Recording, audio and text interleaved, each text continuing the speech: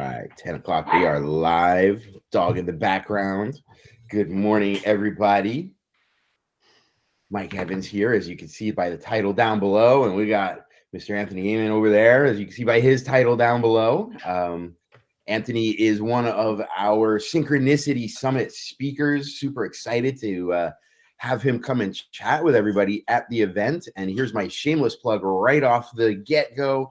The summit is May 20th and 21st. Action Taker pricing is still available, so you'll get a discount. You can register at synchronicitysummit.com.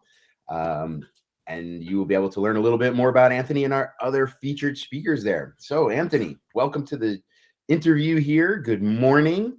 How you doing today? Doing amazing. 99% of the time, I'm doing absolutely amazing. And I get to see your face. So what's better than that, Mike? Man, I look like death this morning. Not at all. I don't know if this is the face you wanted to wake up to. It is. Don't worry. Morning. All right. So as we ramp up to this, tell us a little bit about you first. So we have a frame of reference as to why you are the expert that we're going to be chatting with this morning. Who are you? What do you do? Tell us about your business, that sort of thing. Yeah, so for those that may not know me, my name is Anthony Amon, and I am the owner of Redefine Fitness.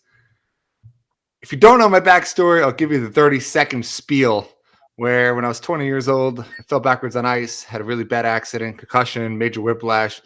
Don't remember about 3 months of my life, and doctors told me, you know what, Anthony, you're not going to be able to move your neck. This is all I could do. You couldn't raise my shoulder but my head, and I suffered from tension migraines and was on a lot of medication. And the last doctor that I ever saw 2 years later said, I'm a physician, not a magician. Please get out of my office. True story. So discovered fitness. Yeah. I mean, sometimes like we've talked about, you really need to hit the bottom of the bottom because you go to other people all the time and you need to take the responsibility into your own hands and stop looking for the answer on the outside because most of the time it just comes from within. So then I was like, you know what? I'm not going to give up. I'm 20 years old. Let me go start figuring something out. And I started exercising, started getting back some range of motion. The migraines went away. No joke, I had to call out of work every Friday. It just seemed that migraines hit on Fridays. It was horrible, but totally good now. And now I help others just get a better life. I got a guy severed several nerves in his back, and he was stuck in a scooter. And doctor said, "You're never going to stand again." But guess what? He's walking on crutches. That's amazing progress. Sometimes I think that doctors tell us that knowing that we'll go, "Oh yeah," because I've had doctors tell me similar things, not to that extent, of course, but doctors tell me similar things, and it almost like kicks in that maybe it's my my ODD or something that I say, oh yeah, well now I'm gonna because you said I couldn't. I wish that were true. I know personally, because I do love doctors, don't get me wrong, my whole family is, that it's more of just them being on the safe side. They don't want to tell you to do something that absolutely isn't 100% certain because then they're liable for it because they are the most sued profession. So it's hard for them to say, hey, try this when they really don't know what that information is about. And I know doctors' information on exercise is literally a chapter, and that's about it. We train, no joke, mostly doctors. But it's okay. Like, they need to know everything else, which is a lot. Yeah, it's, when you start becoming a specialist, I worked in healthcare settings, both as a practitioner, as a massage therapist, and as a, support staff as a telecom engineer. And I gotta say, doctors are brilliant and they are masters of their craft. But sometimes when you get to those levels of expertise, the fringe stuff has to fall away a little bit, and sometimes, like, we used to joke, like, doctors are the smartest people, but they're, they have the least amount of common sense sometimes, but that's a good thing. I don't want them using common sense when they're rooting around inside my body. I want them using expertise. Yeah, exactly. Exactly. And I think just the moral of the story here is, I'm not going to spoil anything now, but that wasn't the first time in my life that I've hit rock bottom and I was able to pick myself back up. That's most of the reason where I already hit the lowest of the low earlier in my life. So when I hit that point at 20, I was like, no, there's another way. And you're able to do that again. So, and then COVID. I mean, that's a great example because that's recent, right? So March 16th, 2020, Governor Cuomo went on TV and said, hey, you, close your gym. I mean, he didn't point specifically at me, but all of us in our industry were like, yeah, it felt like it. You have 8 hours, close, figure it out, bye. All right, cool. So I broke down. I was frantic that Monday. I'll never forget that. But then the next day I was like, I can curl up into a ball and give up, or I can do something else, stay relevant, still help people. So then I started podcasting. So I've been doing that since then. We're working on 2 years. I've almost got my 100th fully published episode. Nice. Yeah, and just to give our backstory, that's how we met. And one of the reasons that when I was looking for somebody inspiring that could talk to, what happens in adversity, because people always say like, oh, the American dream, you start a business and then you're good to go. And they don't always see that path that we take. Even other business owners sometimes don't see what's coming and recognize, the massiveness of the defeats that you can have on a day-to-day basis. So I met Anthony as we became part of a coalition that really fought to get us back open, to take some of the burden. For a while, it felt like the entire burden of COVID was placed on New York gyms. That's what it felt like from our perspective. The whole world was burning and it's all Jim's fault. Even though we were closed, we were still being blamed. So we met through the coalition, actually started training at his gym. And it was interesting because while I didn't know you during your original challenges younger in life, I did see how you stayed so positive and motivated. And even as everything was going to hell, you had plans and aspirations and dreams, and you were moving forward towards them as you could. So that's sort of the thing that I think about when I think of motivation. It's not just like, I'm so motivated to lose a couple pounds or so motivated to get back in the gym because it's January 1st. Motivation is, and motivation does fail you. And we'll talk about that a little bit too. But it was one of those things I was just so inspired by it. And when I was thinking like, who can I start to bring in now that's going to speak about, business is hard, but you can do it. That's when I started thinking about Anthony.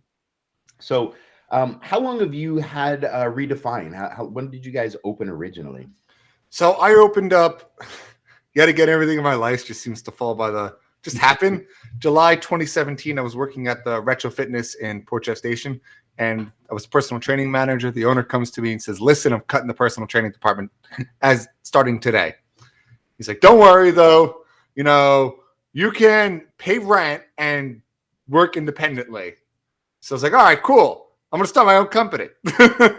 So I started Redefine Fitness July 2017, and the writing was on the wall that owner didn't really know much. So he was going to end up closing that gym. So I quickly grew inside of that retro, left, and opened my doors December 2018 at our Mount Sinai location. And that was amazing and nerve-wracking, and I just knew I could do it, and I knew I had to do it. And that's the biggest thing I want to let across. And I know if you're not starting a business yet and you're worried about taking that risk, it's take the risk, because you only got one chance at life and you never know when that chance is going to end. So just do it. I did it I don't mind talking openly about this because I've seen how many people it's helped. I took out 2 bank loans, right? Totaling $50,000, and then 15 credit cards. I'm going to repeat that. I opened 15 credit cards because I knew the 0% interest for the first year, and all I had to my name was $2,000. And I was like, you know what? I'm going to open a gym where my minimum cost is $120,000. So I loaned the rest of it. But you know what happened? The second I got open and the second I started pushing, it was, okay, this interest hits in a year, and the second that hits, that's 24% on credit cards. I better work my butt off now. And that's motivation. I cleared that all out in the first year because I knew I had no other choice. It's that back against the wall mentality. You never realize what to do until you're pushed against the wall. And that's it's an unfortunate truth. And it kind of sucks the way it takes people to get there. Yeah, I mean, for those that watch Shark Tank, I mean, I love that show, Great and I show. follow most of the sharks, right? The idea of Shark Tank, if you're not aware, is that if you're just swimming in a pool, you're going to paddle around and float around and maybe go under, do a couple handstands, and you'll have your fun. But if you put a shark in that tank with you, you're going to have some world record swimming speeds, So this is like that mentality, like Anthony said, back against the wall, or having the shark in your tank of it's when it comes down to that wire. And I think this is probably why so many people with ADHD do well as business owners, because we thrive under that pressure. Love If it. you told me, oh, you got a year to be able to do this thing, the 364th day, I get started, and procrastinate because I need a little bit of that pressure to get me going. So when you open this, and I opened my first business in a similar way, and I failed in about a year and closed my business, but I didn't let that stop me. That's resiliency. That's a different topic. So once you opened your business, was COVID? Obviously you had all these loans and things that were coming up on you as a pressure. But was like COVID the first big setback, or did you have anything else that you had to get past as you were going? The hardest part for me was being a manager. Just to be totally transparent with people, I'm very good at brainstorming. I'm very good at coming up with ideas, being creative, being a trainer, helping people. But when it came to actually managing people and being able to separate the, hey, we're friends, but hey, I'm still your boss, I think that was the hardest part for me, because I always see the best in people, always. And sometimes I shoot myself in the foot for it because I keep trying on somebody that isn't reciprocating, but I kept looking for other options, and that really was hurting our business. So I got to say that was my biggest setback, because I had to let a trainer go that started with us from the beginning after working with us for a year and had the most clients out of any other trainer, but he was just killing morale and not listening to and not following like our mission. So that was a setback, but it wasn't as big as, hey, close your doors now and figure this out. So that was the little difference on that. But great question. And that's a good one. I love that response, because the setback there was not something external. I think a lot of the things that I work with people on is not like, well, how do I do this? It's that mindset, the things that hold us back, or the things that, honestly, some things just aren't in our talent pool. And then that's okay. That's why we hire people. Yeah. Or get mentors. And I think in the beginning of my own business journeys, that was also the case. And I was not good at things. I think the difference was back then, it was either a little bit of my ego getting in the way, just saying, well, it's not that I'm not good at it. It's that it's your problem and everybody else's problem. And, when everybody else is the problem, you become the common denominator. And I think the second part was, I tend to have some imposter syndrome, that little voice that says like, hey, you're not good at this, and you're never going to be good at this, and you can't do this. It's always in there. I don't listen to it much anymore, other than to check myself a little bit. But when I started doing some of these things and getting the coaching, it went from my ego being in the way to my doubt being in the way. And it was similar. I tend to have other people do the direct management, like Heidi. My partner Heidi is amazing with interacting with people. I'm a little more cut and dry, and that's not always what people need. So it became, instead of just, well, I'm not good at this and I'll never be able to do it, I was my obstacle. It was finding the help and the people to be able to get through it.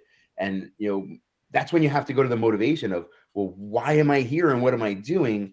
And am I going to let this little thing, even if it's me, stand in my way? Or am I going to find a solution? I need to really branch off of this, Mike, because this is probably the biggest topic. And if you take anything away, this would be it right here. A big mistake a lot of business owners make, and you really saw it through COVID, was they pushed blame on others. And they constantly said, yeah, Governor Cuomo shut me down, right? It's totally the state's fault. And we could talk about this all day, depending how you feel. But there is a side of it that's my fault. And you have to learn to take every situation in life and look internally before you even think about looking externally. What did I do wrong? Because what happens when you start putting the blame on yourself is now you can come up with a solution. If you blame an external factor, you can't, it's John's fault for this happening in my life. And then all of a sudden it just kind of builds up on you and no solution ever comes from it. But if you start and said, hey, what did I do wrong? What can I fix about myself to make this situation better? Then you're able to understand it and fix it because it's internal. So COVID, as an example, going back to that, my fault. What was my fault? I had no online anything set up. I was not ready for closure. I frantically panicked because I had no bottom savings underneath me. So there was a lot of things that I could have helped prevent this from being bigger than it was. And that's my fault.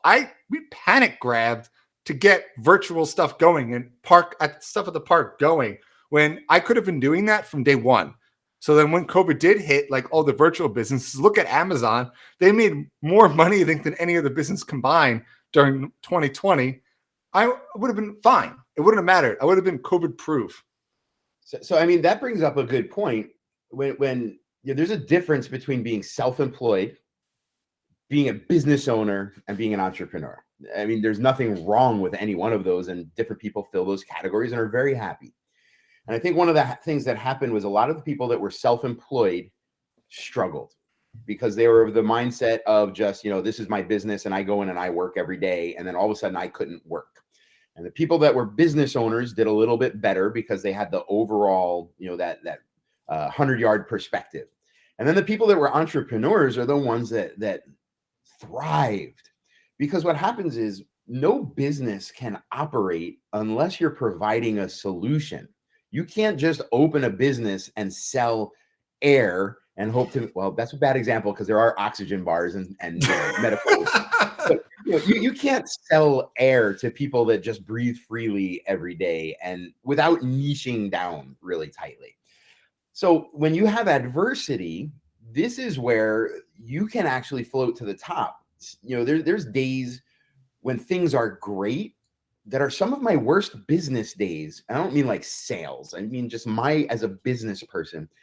If there's no adversity, I sit there and I go, man, what am I going to do today? How can I be better? How can I make that extra? I'm not stimulated. But when adversity hits, and the bigger the adversity, the more it kicks me in. And now I can say, ooh, a problem. Now, a pandemic is not necessarily the problem I would wish for, but it was the problem that we were given, right? So it was an opportunity to say, well, how can I now solve this problem to help my customer base, first of all, and maybe crush the competition? I mean, I look at competition very differently than many people. But, it's, if I can go back to my core motivations, the things that drove me to start my business in the first place, it wasn't because I wanted to teach the world martial arts. Maybe in the beginning it was, but as I started doing business mindset stuff, it became empowering people, helping people get healthier mentally, physically, emotionally. It was about providing a place in my community that was a place of safety, much like the old temples were. So those concepts, when you look at the concept, those are things that were needed the most during the pandemic. And it let me then say, instead of, well, I can't do this because of the governor or whatever else, it became, how can I do this? And we actually, in the beginning, it was hairy. I'm not going to lie. But within a couple months, we caught our flow. We were virtual, just like you guys, and we were doing our thing. And then it gave us permission to make changes in our business so that we stepped out of the particular niche that we're in, still kept our core values and motivations, and we just sidestepped by a little bit. And we were able to reopen before everybody else because we found a different business path, right? Our motivation drove us to find a reason or find a way to be able to do it. We had to be really creative. So sometimes this adversity is good, even if it's not external. Maybe it's, you're not having enough revenue that month, or, the sales are down, or maybe we're both membership-based businesses. So we also not just look at how many people are coming in, but how many people are going out. Maybe that number is too high. And this becomes, all right, this is my mini motivation. Attrition rates are up, my motivation is to be able to feed my family. I'm going to figure out why that rate is up and what can I do about it. So that's great with that. Now, you also coach individuals, as a personal trainer, and you have the gym. And I think a gym is one of the areas that we probably think of first when we do think of motivation, right? I got to get motivated to get back in there. I got to get motivated to find a reason to lose these 10 pounds. My trainer is so motivating. It's a word that just kind of fits with gym. So, working with individuals, because it's easy to talk about a general class of things, what are some of the things that you can do to help others stay motivated? Maybe they're not hitting those goals in the gym that they want to, or maybe their goals were unrealistic to begin with, or they're just having those off days, the slumps. How do you reignite that fire for them? I'm gonna reword the question just a little bit so I can do a more Perfect. overreaching answer, which is, what's the number one reason people come to us? And that ties in with motivation, which is accountability. And I'm saying this because as a trainer and coming for a one-on-one session, you're paying upwards of like 60, $70 for that session. You're showing up. We're holding you accountable by keeping some kind of financial component to it, as well as people say all the time, well, I don't want to disappoint my trainer if I don't show because they're waiting for me. I better get to the gym. And this is important because we all have those days where we're super unmotivated. I don't want to work out. I mean, I've been there. We're all human. I don't want to move today. But the accountability of having something to show up to is what keeps the general population motivated. And that's not even something we're doing. That's just in general. So for anyone out there that's really struggling with any kind of motivation, you could hire a coach in either fitness or business or whatever it may be, because that accountability component in of itself is going to help keep you motivated on the right track. But then when it comes to having people come in and how we keep them motivated, it's all about, it's going to sound not probably the answer you expected, but every person's an individual. So every single person gets motivated by different personalities. A lot of people see trainers as that gung-ho, you can do this, let's go, 5 more. Or they want the, you can't do anything in life, get up, like that drill sergeant mentality. But then there's clients that come in that just want us to talk very softly and just, all right, it's fine, no worries, let's go. So it really depends on a person. And it's just understanding the psychology behind how that person reacts to certain situations, and then being able to use their personalities and understand how they get motivated to be that person for them to help best for the individual. But a constant reminder of telling someone that they can do something is 9 times out of 10 a great idea, because I really mean it. And I think that's where it's different than most people. I'm not just saying you can do something. I honestly, if I say you can do this, no matter how overreaching it may seem, that I honestly believe you can do it. And that's what my clients, they see that because they know I went through a certain situation like they did. I've been there. So they understand that it's something that's beneficial for them, and it helps motivate them in that aspect. Yeah, and there's 2 big things that you touched on right there. One is, the level of trust, and the second, I think, is the level of connection. And those 2 things do go together. If I just as a random person walk up and say, "You can do it," I mean, that's nice and it feels good. But when you have a relationship with your trainer or coach or customers in a business case, it's when you do tell them, "I believe you can do it," they believe you that you believe in them. It's not just words anymore. And the reason they can believe that is because of the connection that you have, the relationships you have.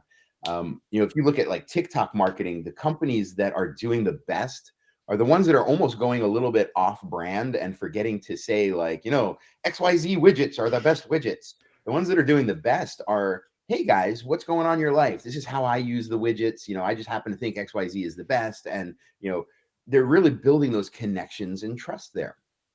But something bigger that I want to go backwards to the beginning of your answer there is, you mentioned the fact that one of the motivators is that you pay. And a lot of what I do as I talk to people is the first thing we do is dive into, well, what's your payment structure like for your business? And a lot of us are givers. We want to help people. We want to, get them the results they want. We are very giving people. When it's time for us to take, we're not always comfortable with that. And that's reflected in the ways that we charge. So, we went from if I go back even 5 years, I was charging like $60 a month for what we did. And for that $60, we were giving away the house. It was unlimited, everything you wanted. I would give you the world for $60. And what would happen is, first of all, I got really drained because there was nothing coming back to me. Right. And as much as I'm a giver, you do have to refill your tank and you have to keep the lights on and all that good stuff. And the second part is people took it for granted, because there wasn't that financial accountability. So by charging more, yes, it takes care of my needs, but it also puts a little bit of that motivation on the person to get their money's worth. If it's $60 a month, it's not such a big deal. When it's $200 to $400 a month, well, yeah, I'm going to make sure I get my money's worth for that. It's not the pocket change anymore. And the other side of that is you also start to attract different client base when you're charging a lot more as well. People who tend to have a little more natural motivation. So I like that, the way that you phrase it as financial accountability. And then that's one of the things that we do with coaching too. There are low-level coaching programs and you just don't get much. And most people that join them don't take advantage. But if I'm paying, like some of my mentors, 600, 10,000 a month, some of them, I don't yet pay 10,000 a month. I'm not there yet, but they have programs like that. And those are the ones that I know I'm most invested in. I mean, I'm sure I know you know who it is, but I don't know if your audience does. But Brendan Butchard, he talks about in one of his books how he charges, like you said, $10,000 a month. It's not because he thinks his program, which may be good, that's worth $10,000 a month. But when you're paying 10 grand a month on a program, you're doing everything he says. And that's what's going to help make you successful. And I've seen this with us where I kind of knew about financial accountability, but like you said, when you first open, you're just like, oh, people love cheap and free stuff. So you constantly give away all these free things. You constantly do this half price and blah, blah, blah. Let me tell you, people coming in dwindling the lowest than ever before. It was ridiculous that I would give away sometimes 3 months on a basic and people would never use it. So it's not the fact it's free. That's what I learned. They need to pay, so they know they need to show up. I'm not going to mention the company, but there's a gym that's a big, not really competitors with us, but they're a $1 billion company for a reason. They unmotivate you. And what I mean by that is they charge you such a low monthly rate because at that point it's nominal. They get you to go in the door because, oh my God, a deal, let me go. And then they give you pizza, bagels. They keep candy at the front desk. They yell at everybody that is actually trying to work out and tell them to get out of the gym. Because what they're doing is they're trying to unmotivate you, get you going for those first couple of weeks. Then you're not losing weight because you're eating the pizza, bagels, and candy that they're serving there. And everyone else in that gym you're not seeing results because all those people were kicked out. So you're like, all right, screw this. I'm done after 3 weeks. And now you're too lazy to go in the gym to go cancel it because it's only $10 a month. And who cares about $10 a month? So that's why that specific company per location clears about $150,000. Yes, $150,000 per month per location based upon that business model. Yeah, and that's pretty common in the fitness industry. If you go into any gym and you see a 10,000 square foot gym, or some of the big gyms are massive, they're very rarely full, even at peak times. And that's what it is. They make their money off of people not coming. And in fact, I've spoken before about how success can actually be your failing point. Too much success too quickly can actually kill your business. If everybody from, Dave's Fitness that has that 100,000 square foot gym and he sells 1,000 memberships a week, if everybody showed up, nobody would be able to train. And they know that, so it's almost, I don't want to say it's a Ponzi scheme because it's really not, but it is almost a bit of a scam of how they run it. And like, look, I like a good deal too. I'll never ask for a deal because I do recognize what it costs to run a business, especially a small business. So I will never ask for a deal, especially from a friend. But if somebody offers one, I'll take it. Of course, counseling them, you don't have to do this. But when you start doing that, you start selling on your price point, that becomes like a race to the bottom, and nobody there wins unless that is your business model, in which case it makes me question your motivations. Motivations can be questionable as well. So I think the next question here, how are we doing on time? All right, cool. The next question here is like, when people rely solely on motivation, and I see this in business coaching, so I'm sure you see this as a direct fitness coach as well. Motivation wanes, and there are days when there just isn't any. I have two things that I added to my own mental tool set, and one is that first, when discipline fails, or sorry, when motivation fails you, that's when you bring in discipline, right? And discipline bridges the gap from one motivation to the next. That's not always easy though, and discipline is like a muscle; it has to be built and trained and developed. The other one is that sometimes when there's no motivation, it's that you have to act first in order to have motion to get motivation. And one of my favorite ways of explaining that is from John C. Maxwell. And he says that sometimes when you want the water to flow, first you have to turn on the faucet. The water doesn't flow before you get that faucet turned on, which seems so like, well, duh. But, it's the same thing. Sometimes you got to get yourself to the gym, drag yourself on discipline alone, or the fact that your trainer called you at 6:30 in the morning saying, I'm coming to get you out of bed, and then once you're there, you feel good. So when your discipline wanes, that's how I deal with it. When your discipline wanes, or sorry, I keep saying discipline, when your motivation wanes, how do you personally deal with it? There's no one size fits all. So I agree with you. And that's really what I do is in the gym, especially working out, it's okay. I need to start working out, and then add the more sets I get through, the more motivated I get, and then it's easier to continue that workout. But I drag, and I'm just like, God, I don't want to work out. And I'm just like, all right, let me just do a couple sets. And then as I start going, I start getting more motivated. It's the same thing with business. It's starting first, and that motivation comes. This is what I do 95% of the time. And I'm going to say that because I've come to learn that it is important sometimes, and not all the time, it's very infrequently, your body's not motivated because it needs to rest.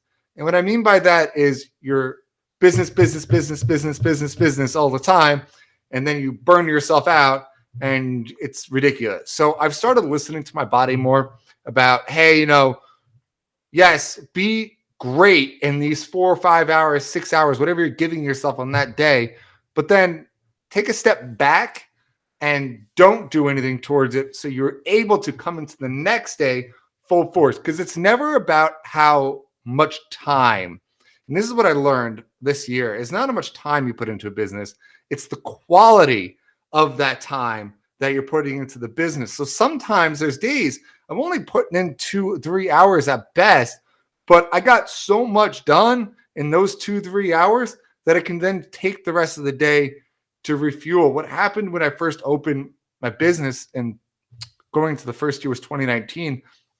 By March, after working 16-hour days, 7 days a week, I actually got sick. I experienced burnout to the point where I came down with the flu so hard, I was out of work for 2.5 weeks, which is ridiculous. And I was like, oh my God, like I've never experienced burnout where I was just going into work and my brain just like, nothing's going on. So I agree to get up going. I love motivational podcasts. I love motivational speeches. Fearless Motivation, shout out to them because I listen to them all the time. Now, wait a minute. I love podcasts too, especially when I drive. I don't drive as much as I used to these days. so I don't listen as much. But could you shamelessly plug your podcast as well and tell us how to find it? Yeah, so it's Health and Fitness Redefined with the D at the end on that one, and the end is an ampersand. So Health, ampersand, Fitness Redefined, and it is on every podcasting platform you can imagine. Great show. I know I'm really biased, but I really have interviewed some amazing people. Mike was actually on that show. So I was just going to say, episode 38, from what I heard, is probably the best episode. I just heard that somewhere. A little birdie told me earlier. But it's definitely something to listen to. And I listen to a wide array of podcasts and audiobooks because my ADD, I'm sure like Mike's does, kicks in when I'm reading it. I'm just like, I read the same sentence 4 times and not retaining this. So audiobooks are definitely easier for me, especially because I have a 40-minute commute to and from work. That's definitely something that gets me going. And I love motivation. I'm really like, I'll actually work out to like Fearless Motivation, which is like 3-minute spews on like high energetic music with them talking over it. Like I love all of that. So big plug in for them. Hey, so All right. the link, just let me know what you want it on, whether it's Spotify, YouTube, iHeartRadio, Apple Podcasts, Google Podcasts. There's a bunch of different ways to access that show. Just did an episode that came out on Monday on hydration, the importance of hydration and drinking enough water, which I'm going to say as a trainer is the second biggest thing I yell at all my clients for not doing enough of. The first is breathing. So breathing and drinking more water, guys, definitely 2 really important things. And that is something, I don't think people look at self-care enough, especially as business owners, and how that will impact, for example, your motivation, because that's what we're talking about today. If you're not taking care of you, and I don't just mean taking a day off every now and then, making sure that your relationships at home are tight. And this is something that recently I've been working on because I do hyper focus on the business. And over the past 6 or 8 months, I was at a seminar down in Georgia, and a gentleman, he's not my direct mentor, but he's somebody that I look up to. He did this life score quiz. And it turned out that some of the things that I was most proud of and that I bragged about the most, I scored the lowest in. And it was that my perception of those things is what they were when they were at their best. But over time, I'd kind of taken them for granted and actually hurt people, I think, because of my focus on other areas. And that moment, like in the middle of this seminar, I'm sitting there with tears coming out of my eyes, like, how did this happen? And it was like an immediate, that was my motivation, because those are the things that are so important to me. And I came home and started making changes. And I'm not going to say that it's fixed, it's better, but it is better than it was. And it when you have this level of self-care and you bring these things together, whatever your personal thing is, maybe it's that you don't go to the doctor and get physicals, maybe it's that you're not working out somehow because your physical fitness is directly tied to your mental fitness and your ability to think and process. You have to have yourself in order. You are the foundation for everything else that happens around you, especially as entrepreneurs and business owners. It's not just you. It's your family, your employees, their families, your customers and their families. Everybody's on your shoulders, and it's your responsibility to be the best you that you can be so you can provide the best for everybody else. This is gold, what you just said, where it's so important. People, like I said before, people always forget to look within. What can I do to better myself? And that comes with your health, your fitness aptitude. I'm not talking about being a bodybuilder. I'm talking about you need to be able to take care of yourself and be healthy enough to take care of other people. So if you're not healthy and you got other comorbidities happening, whatever it may be, you're going to have issues. You're not going to be able to support your significant other, your family, because you're draining from the inside out. So you have to take a level of responsibility and prioritize your own health so then you can go out and help others. When you're a constant giver, you forget this because then you burn yourself out because you're trying to help everybody else, but not yourself. And then you end up getting sick and something else ends up happening in your life. And before you know it, that's it. And this kind of ties into something that Mike and I think I had this situation happen to us at the same exact time, which is crazy. But he had his thing in Georgia, which helped him realize he wasn't prioritizing something in his life. I saw a passing of a friend at a young age, which helped me realize what I want out of life. And I really sat down and started thinking, and it was, I had a goal since I was 5 years old where I wanted to leave a footprint on this earth. My saying to myself is, which I stole a quote, copyright infringement here, but they say you die twice. Once when you leave this earth, and the second time when the last person utters your name. I don't want to die a second time.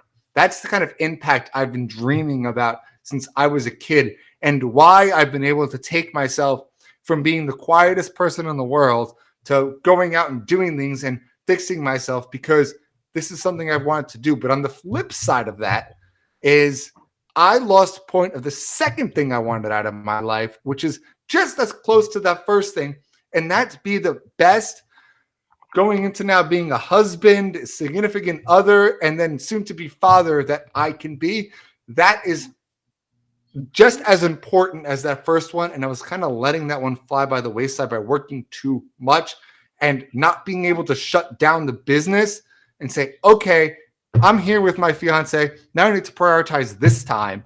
And it's hard to kind of take that step back, but I'm working on it. And I know I'm able to think about it now and understand that this is what I need out of my life. So understanding what you want and how you want to be known and what you want to accomplish is important.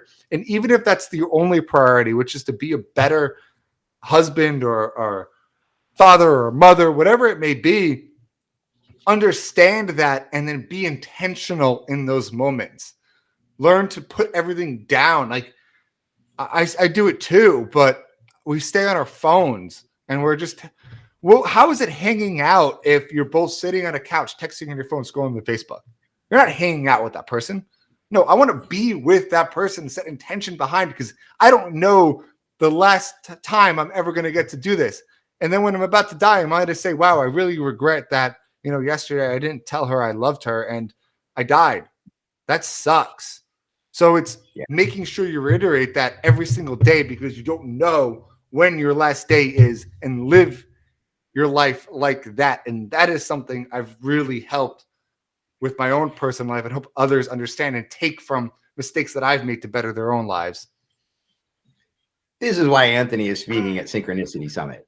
Oh, right.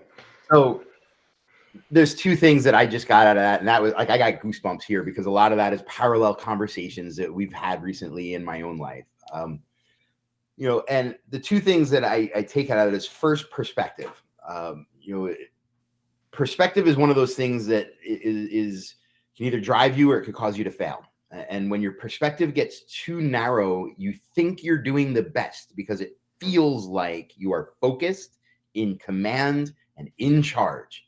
The problem is when the only opinion becomes your opinion, that's when you topple. That's I think that comes from the book How the Mighty Fall. Great book if you haven't read it. It's about how these companies build and build and build until they are at the pinnacle, and then they lose perspective and fail because they're not able to listen to their customer base, their advisors. And the way you get perspective there is, having those accountability partners, coaches, and accepting feedback. One of my mentors, Kelly Murray, who's also speaking at the summit, she says that feedback is not good or bad. Feedback just is. And it's up to you to measure it, judge it, toss it around, bring it to your mentors and your partners and accountability partners to figure out, is it meaningful, in which case you take action on it, or was it just somebody else's narrow perspective, in which case maybe you take action on it, maybe not. The second thing I got out of that is, you talk about not just taking care of you, the physical, it's the relationships, the mental health and everything. And this one is especially for the men. I mean, it applies to women too, but men. Your mental health is so important.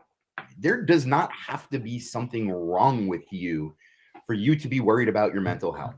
There's nothing wrong with me, but I enjoy going to my martial arts school and getting my workout. There's probably not much wrong with Anthony. He's a pretty healthy dude, but I'm sure you go and you get your workout on. Same thing for your mental and emotional health. You gotta have somebody that you can talk to these things about. Not everybody's comfortable with therapy, whatever. If you have a spiritual advisor or even your life partner where you can have these deep conversations about your hopes, dreams, fears, how you think you failed, what they think you need to work on. And again, there's feedback is just feedback. You need that in your life, a chance to sweep out the doubts and the fears and the imposter syndromes, but also the false successes and the strictures of that narrow perspective, and have somebody keep your head on straight, because we need our bodies healthy so that our minds work at their peak. I need my mind healthy as well so that it can work to its its fullest abilities. So guys, and I know I'm speaking to guys because I know we all go like, oh yeah, the head shrinker and all that stuff. Get it taken care of. Trust me, I guarantee it will help. Yeah, couldn't agree more. And you see it a lot. And it's just unfortunate side you hear about families that are broken apart because somebody's a workaholic or focused too much on something else. And kind of back to what you said, you take things for granted. I feel like some people, you get married and then you take your marriage for granted. And then before you know it, you're 50 and your significant other is mad at you. So they want to file for a divorce because you're not paying enough attention to them. So you start looking for, like I've always said, never look externally, look internally first.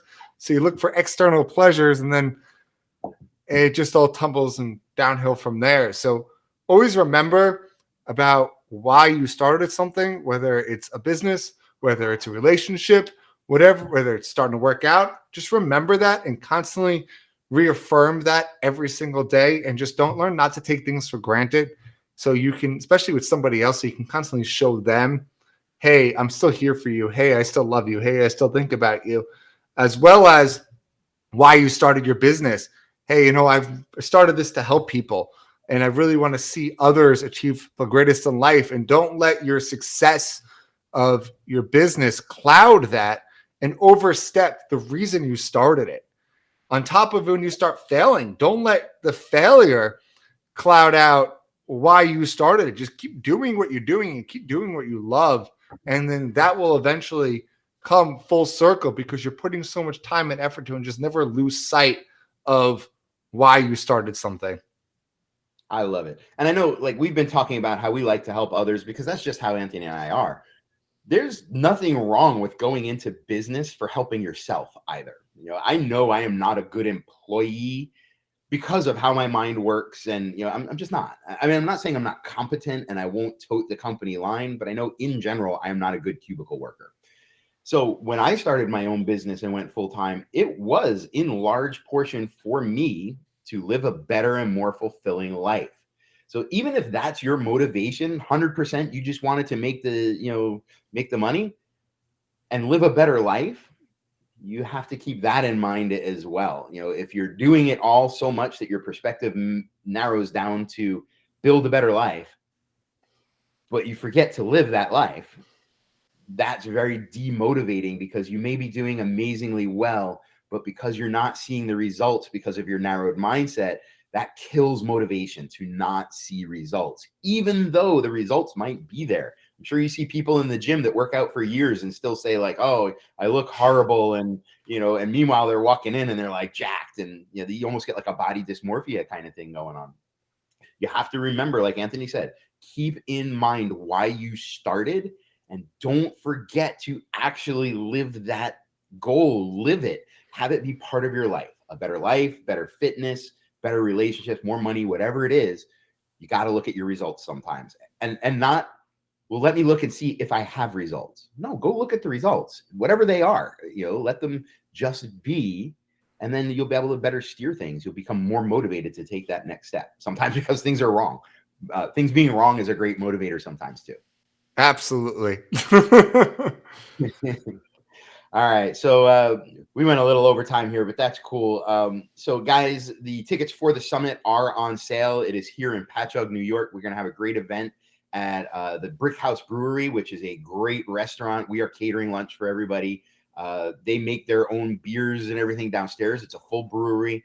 It's a historic building in a historic village. Where we're going to be surrounded by some great people, including members of our local Chamber of Commerce, which is one of the best chambers I've ever been in. They are very proactive about building business.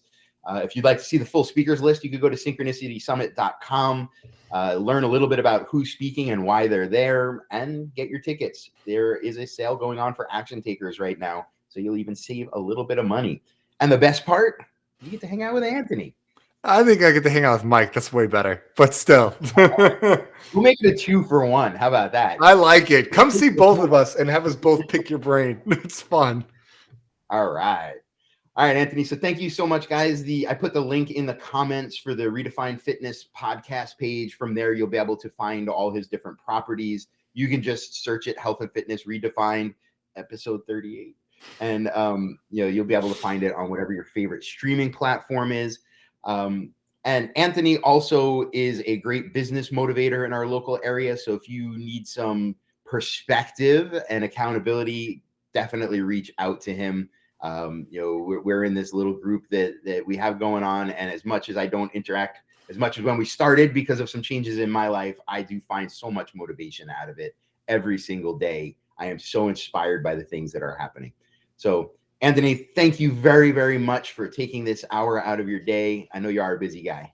Thanks, Mike. I appreciate it, man. Thanks for having me on. All right, everybody. Have a great one. Go get motivated. Do something awesome.